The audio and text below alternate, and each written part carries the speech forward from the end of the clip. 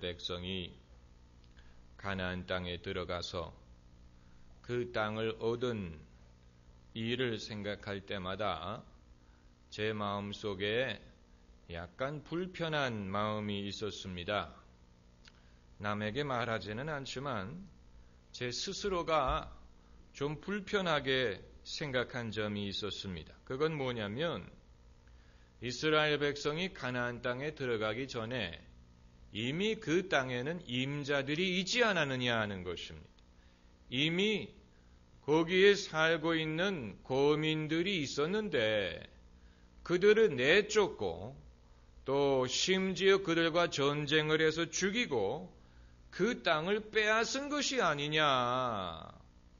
마치 백인들이 북아메리카에 가서 인디안들을 내쫓고 그들의 땅을 빼앗고 그들을 죽이고 그리고 그것을 자기들의 나라로 만들었던 것처럼 이스라엘 백성이 가나안 땅에 들어가서 그 땅을 차지한 것도 같은 그런 차원의 행위가 아니었느냐. 그렇다면 그들이 가나안 땅을 자기 것이라고 주장하는 데 있어서 도덕적인 어떤 정당성이 없는 것이 아니냐.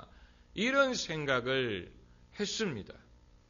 20세기에 이스라엘 국가가 팔레스타인의 나라를 세울 때에도 그때도 그렇고 지금까지도 여전히 문제가 되는 것은 원래 그 땅에 살던 사람들이 있었다는 것입니다. 그들을 팔레스타인 사람들이라고 부릅니다. 그러나 이스라엘이 나라를 세운 다음에 많은 팔레스타인 사람들이 나라를 빼앗기고 고향을 빼앗긴 난민이 되었습니다. 왜 중동의 테러와 정치적 군사적인 문제가 끊이지 않느냐? 이것은 이제 소위 그 시오니즘 때문입니다. 시오니즘이라는 것은 유대인들이 팔레스타인으로 돌아가서 시온 땅을 다시 차지하자라는 운동인데 이 운동의 어떤 도덕적인 정당성 근거는 결국은 창세기로 거슬러 올라갑니다. 하나님이 아브라함, 이삭, 야곱에게 내가 너희 후손들에게 이 땅을 영영히 주리라고 약속하지 않았느냐. 그 약속이 지금까지도 유효하다고 믿는 그 믿음에서 시오니즘이 생긴 것입니다. 다 좋아요. 다 우리가 받아들입니다. 그러나 실질적인 문제 그리고 도덕적인 문제는 이미 임자가 있는 땅이었는데 그냥 빈 사람이 살지 않는 그런 땅이라면 모르지만 이미 거기에 이 땅은 우리 땅이다. 집을 짓고 농사를 짓고 살던 사람들을 내쫓고 죽이고 그리고 그 땅을 차지하도록 하나님이 하셨느냐. 이해할 수 없다. 이제 이런 생각을 한 것입니다. 아무에게도 얘기하지는 않지만 여러분 저도 남들이 할 만한 생각 다 하고 삽니다.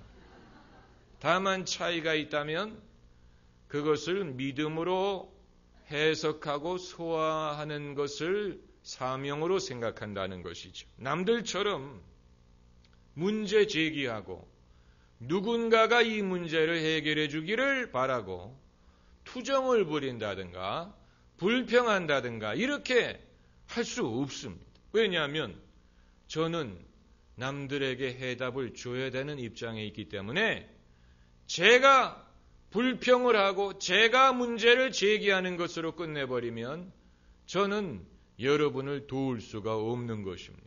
그리고 제가 여러분에게 드리는 성경적인 해답은 연기를 하는 것이 아니고 제 자신이 믿는 것을 말씀드리는 것입니다.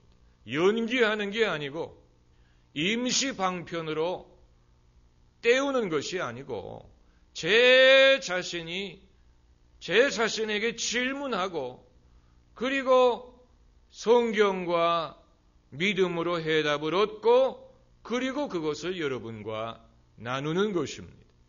우리는 우리가 스승이 될 준비가 됐다는 것을 언제 발견할 수 있느냐 하면은 나의 질문을 대답해 줄 사람을 더 이상 찾지 못할 때입니다.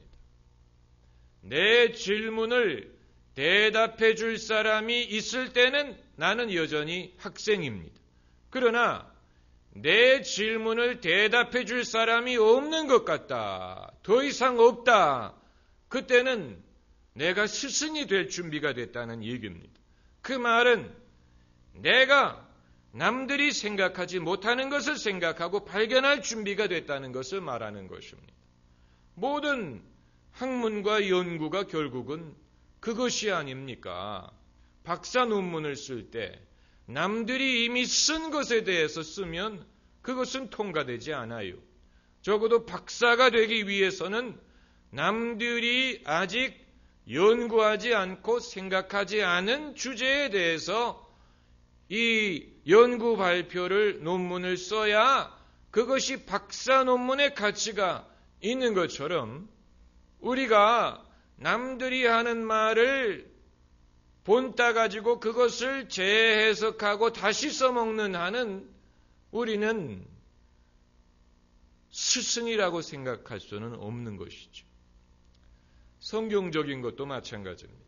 예수님이 12살 되셨을 때 예루살렘 성전에서 학자들과 질문을 하고 답변을 하면서 얘기를 주고받았다. 그리고 그들이 예수님의 지혜에 놀랐다라고 말한 것은 예수님이 이 면에 있어서 굉장히 지혜가 앞섰다는 것을 보여주는 것입니다. 예수님이 하나를 가르쳐주면 100을 깨달을 수 있는 그런 지혜를 가졌어요. 신앙적인 면에 있어서, 인간에 있어서. 우리는 이 교육적인 철학을 이 성경적으로 생각을 하는 법을 배워야지 마치 경험주의로 경험을 해야만 배울 수 있는 것으로 생각하는 것은 옳은 성경이 아니에요. 예수님이 병이 들어봤기 때문에 병자를 알겠습니까? 예수님이 여자가 되봤기 때문에 여자를 이해하겠습니까? 예수님이 죄를 져봤기 때문에 죄인들을 긍휼히 여기겠습니까? 예수님이 오래 살아봤기 때문에 인생을 알겠습니까? 그게 아니에요. 예수님은 죄를 짓지 않았지만 죄인을 이해하고, 예수님은 남자지만 여자를 이해하고, 예수님은 유대인이지만 이방인들을 이해하고, 예수님은 인간으로 오셨지만 하나님의 나라를 알고, 이것은 결국은 하나님이 주시는 능력과 지혜로 말미암는 것입니다. 우리가 무엇을 알기 위하여 우리가 다 그것을 경험해 봐야 된다고 생각하면 안 됩니다. 인생은 그렇게 하기에는 너무 짧습니다. 우리가 그런 식으로 모든 것을 경험하기에는 인생은 너무 짧아요. 언제 이 모든 것을 터득하고 그리고 본격적으로 살기 시작하겠다는 것입니까? 사람은 언제까지 질문에 질문을 거듭하고 해답을 찾고 어느 세월에 해답을 찾아서 이제 남들을 가르치고 섬기고 뭔가 생산적인 일을 하면서 살 수 있다는 얘기입니까? 여러분은 성경을 얼마만큼 배우면 남들을 가르칠 수 있는 입장에 도달하겠습니까? 안 그래요? 여러분이 성경을 얼마만큼 더 배우시면 남들을 가르칠 수 있을 것입니까? 이것은 배우면서 가르치는 것이지요. 안 그렇습니까? 배우면서 가르치면서 배우고, 배우면서 가르치고, 가르치면서 배우고 이러는 것이지, 어느 세월에 우리가 모든 것을 통달하고 그리고 이제 사람들을 가르칠 수 있겠냐는 것입니다. 결국 지혜는 하나님을 경외하는 것이 무엇의 근본이에요? 이미 대답을 말해버렸네. 지식의 근본이라고 했으니까 하나님을 경외하는 것이 중요한 것입니다. 할렐루야. 하나님을 경외하는 것이 중요한 것입니다. 그래서 이런 질문을 가졌는데 오늘 본문을 읽고 묵상하면서 많은 해답을 얻었습니다. 오늘 본문은 사실은 1장부터 읽어야 되는데 너무 길기 때문에 오늘 본문을 16장부터 읽었습니다마는 내용은 똑같은 것이 반복됩니다. 1절부터 보게 되면은 세 족속에 대해서 하나님이 말씀을 하십니다. 처음에는 에서의 자손에 대해서 말씀하시고 그 다음에 모압 족속에 대해서 말씀하시고 그 다음에 암몬 족속에 대해서 말씀을 하시는데 이 세 족속에 대해서 하나님이 똑같은 말씀을 하십니다. 그들과는 싸우지 말고 그들을 괴롭게 하지 말고 그들에게는 먹은 양식에 대해서도 값을 지불하고 마실 물에 대해서도 값을 지불하라. 그들의 땅을 건드리지 말라. 그 이유는 하나님이 그 땅을 그들에게 주었기 때문이다. 그러므로 그들의 땅은 이스라엘에게 주지 않는다. 하나님이 명백하게 말씀하십니다. 오늘 본문 2장 19절에도 암몬 족속에게 가까이 이르거든 그들을 괴롭게 말라. 그들과 다투지도 말라. 암몬 족속의 땅은 내가 너에게 기업으로 주지 아니하리니 이는 내가 그것을 롯 자손에게 기업으로 주었습니다. 대조적으로 아모리 족속에 대해서는 이렇게 말씀하십니다. 24절에 내가 헤스본 왕 아모리 사람 시온과 그 땅을 내 손에 붙였은즉 비로소 더불어 싸워서 그 땅을 얻으라. 여기에 이제 두 족속에 대한 하나님의 어레인지먼트가 대조적으로 나오는데 암몬 족속에게는 하나님이 그 땅을 주셨기 때문에 그 땅은 건드리지 말아라. 반대로 아모리 족속의 땅은 너희가 얻어라. 이것은 내가 너에게 기업으로 준다. 이것은 우리에게 무엇을 말합니까? 하나님이 주셔야 소유권이 있다는 얘기입니다. 하나님이 주셔야 소유권이 있는 것입니다. 아모리 족속이 그 땅에 먼저 살았다고 먼저 왔다고 해서 그들에게 소유권이 있는 게 아닙니다. 그 이유는 하나님이 그들에게 그 땅을 주지 않았기 때문에 반대로 이스라엘 백성이 늦게 왔다고 해서 그 땅을 얻지 못하는 것이 아닙니다. 왜냐하면 하나님은 이스라엘을 위하여 그 땅을 예약해 놓으셨기 때문에 그 땅에는 reserved라는 팻말이 있는 것과 마찬가지. 지금 아모리 족속과 다른 가나안 족속이 살고 있지만 그들이 이 땅의 주인이 아니에요. 하나님은 그 땅을 이스라엘 백성을 위하여 예비해 놓으신 것입니다. 그러나 그렇다고 하더라도 이스라엘 백성이 임의로 암몬이든 모압이든 이런 백성의 땅을 건드리면 안 됩니다. 왜냐하면 그들의 땅은 하나님이 주신 것이기 때문에 이것은 하나님이 주시지 않으면 우리 것이 아니라는 것을 말하고 있는 것입니다. 지극히 상식적인 것입니다마는 그러나 세상에는 하나님이 주지 않았는데 자기 것으로 착각하는 사람들이 많아요. 하나님이 안 줬는데 자기 거라고 착각하는 사람들이 많고 그리고 먼저 왔다, 먼저 줄 섰다는 이유로 우리에게 우선권이 있다고 생각하는 사람도 많습니다. 먼저 온 것 생각하면 가나안 족속이 먼저 왔지요. 그렇기 때문에 그 땅의 이름이 가나안 땅이니까 가나안 민족의 이름을 따서 가나안 땅으로 지었다면 얼마나 오래 있었다는 얘기입니까? 그러나 그들에게 하나님이 그 땅을 준 것은 아니었어요. 중요한 것은 하나님이 주셨느냐 하는 것입니다. 하나님이 주셨느냐. 만약에 여러분이 탐내는 것을 하나님이 주지 않았다면 여러분 일평생 그것을 탐내다가 끝날 것입니다. 그렇기 때문에 이게 정말로 하나님이 내게 주신 것이냐 아니냐를 빨리 판단하고 깨닫고 결론을 내리는 것이 중요합니다. 내 것이 아닌 것을 탐내는 것은 불행한 인생이에요. 반대로 하나님이 주셨는데 얻지 못하는 것도 굉장히 큰 손해입니다. 그렇지 않습니까? 하나님이 주었는데 얻지 못하는 것은 억울한 것이고 또 하나님이 안 주셨는데 탐내는 것도 그것도 모자라는 것입니다.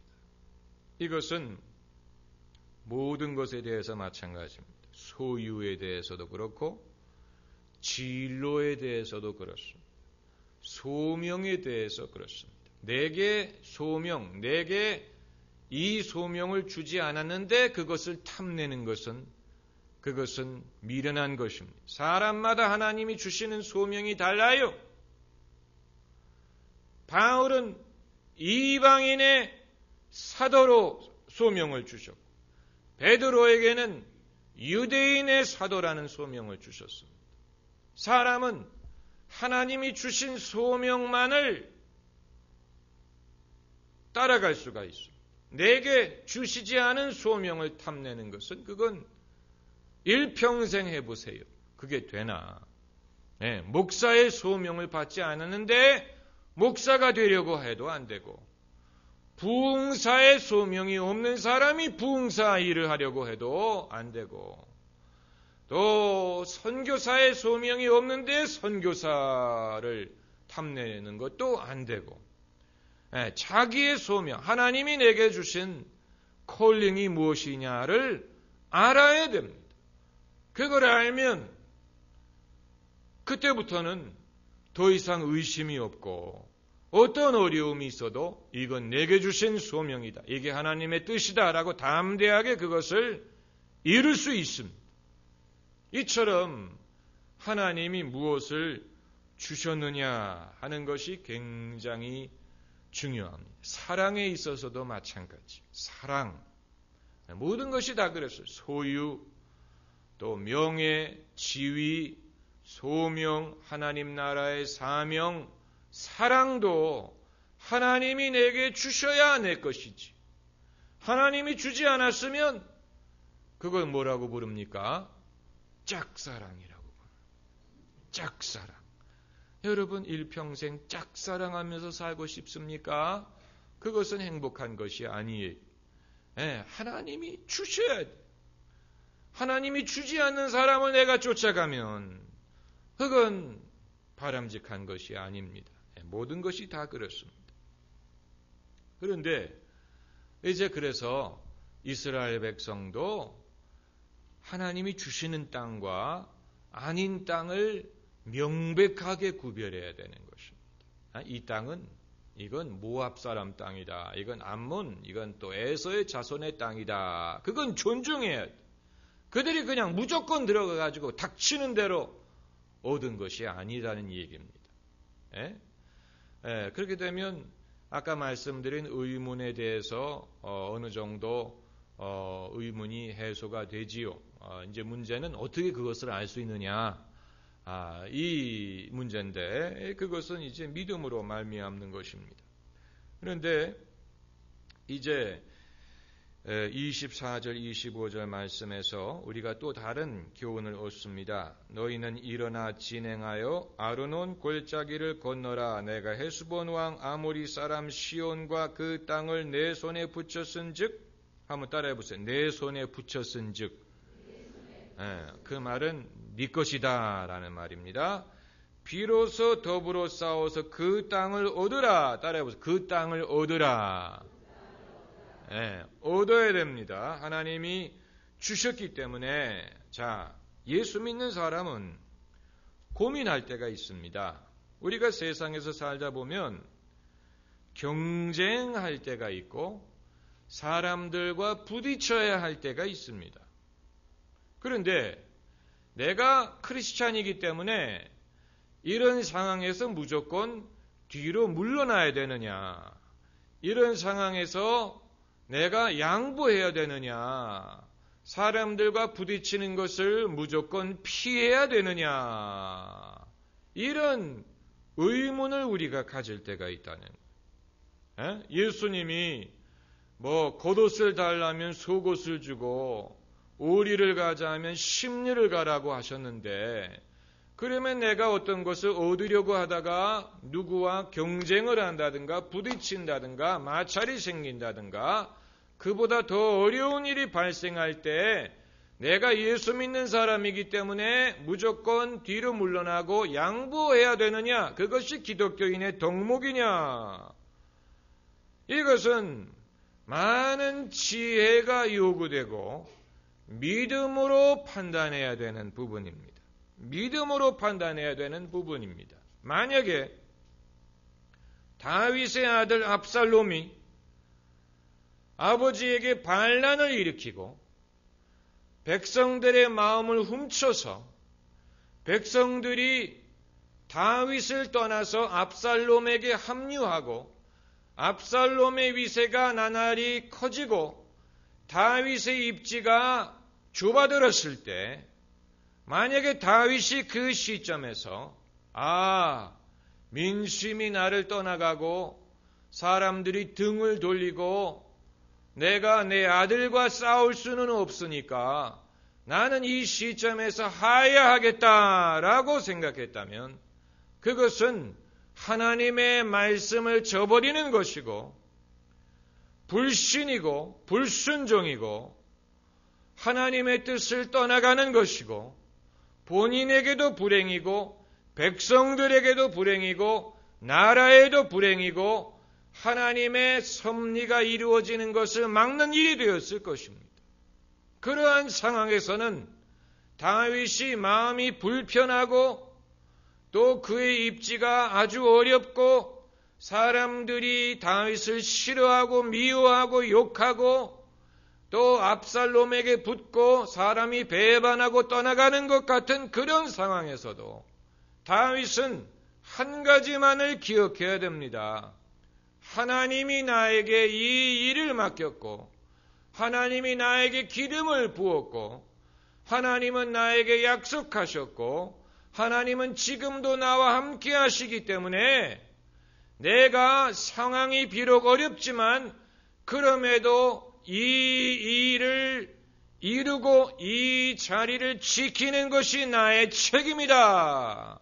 이런 믿음이 없으면 다윗은 실족했을 것이고 이스라엘은 엄청난 불행에 처했을 것입니다. 그런 상황에서는 양보가 미덕이 아니에요. 그런 상황에서는 희생이 미덕이 아니고 그런 상황에서는 아무리 상황이 어려워도 믿음을 지키고 믿음으로 자신의 사명을 이루는 것이 그것이 믿음이고 순종이고 그것이 지혜고 그것이 하나님의 뜻을 이루는 것입니다. 만약에 우리 같았으면 그런 상황에서 내 아들과 내가 어떻게 싸울 수 있느냐. 사람들이 나를 떠나가고 등을 돌리는 것을 보면 내가 이렇게까지 해서 왕을 해서 뭐 하느냐. 그러나 다윗은 자신의 영광을 위하여 왕이 된 게 아니에요. 하나님이 시켰기 때문에 그 일을 하는 것입니다. 하나님의 나라에서 이룰 것이 있기 때문에 그것을 하는 것이지 다윗이 잘 먹고 잘 살기 위해서 임금이 된 게 아닙니다. 그러한 사명감이 없이는 올바른 판단을 할 수가 없습니다.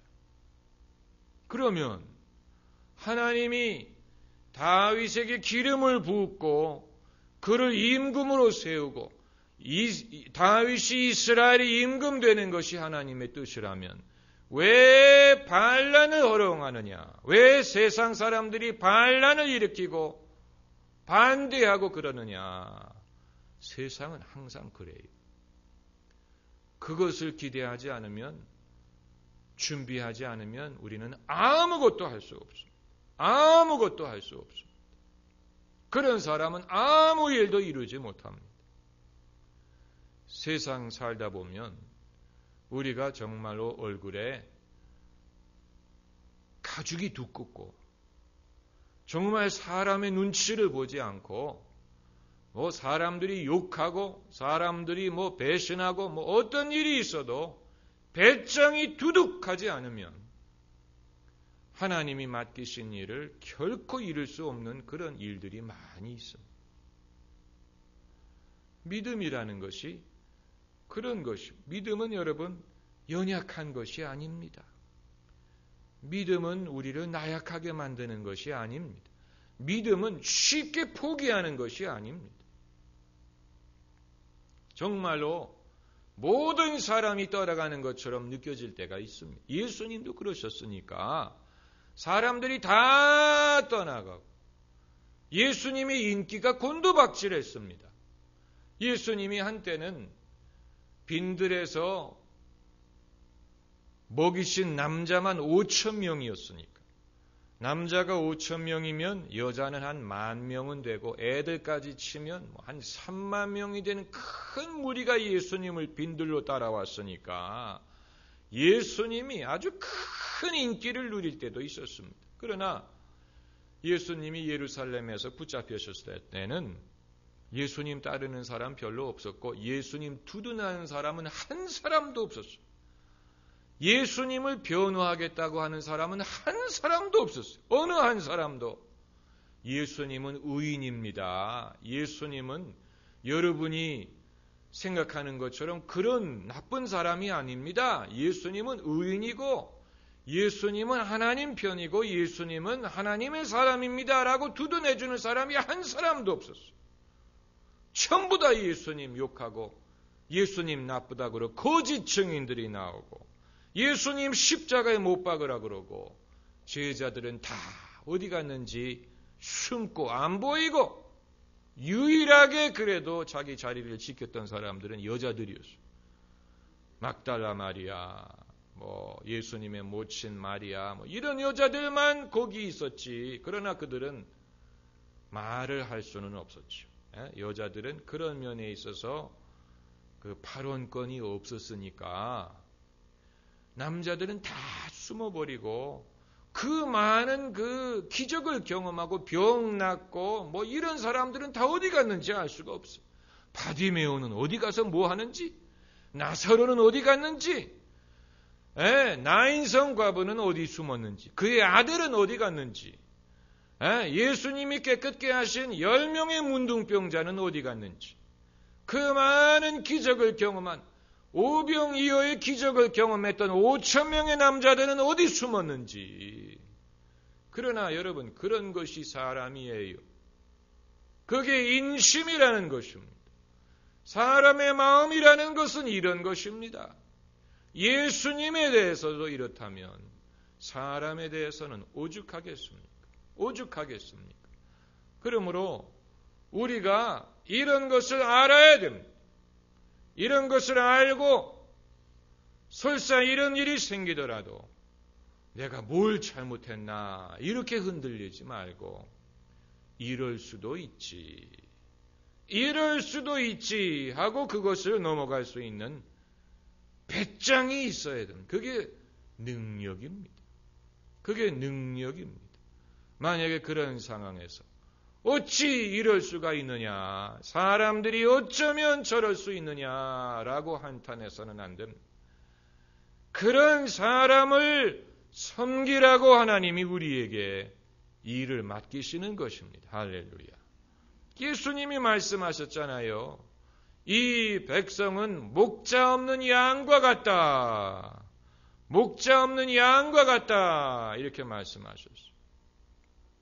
목자 없는 양, 길을 잃은 양과 같아요. 우리는 다 양 같아서 그릇 행하였다.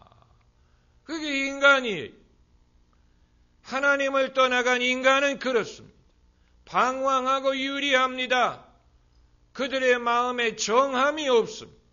정함이 없다는 말은 깨끗한 정자가 아니고 안정되지 않았다는 얘기입니다. 마음이 안정되지 않았어요. 사람들의 마음이 안정되지 않았어요.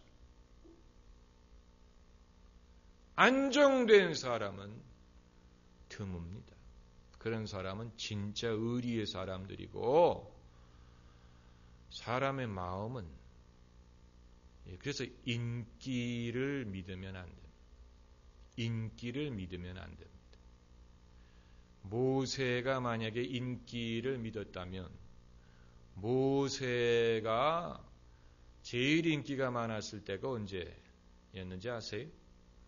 홍해가 갈라졌을 때. 그때는 사람들에게 모세는 하나님 같은 존재였어요.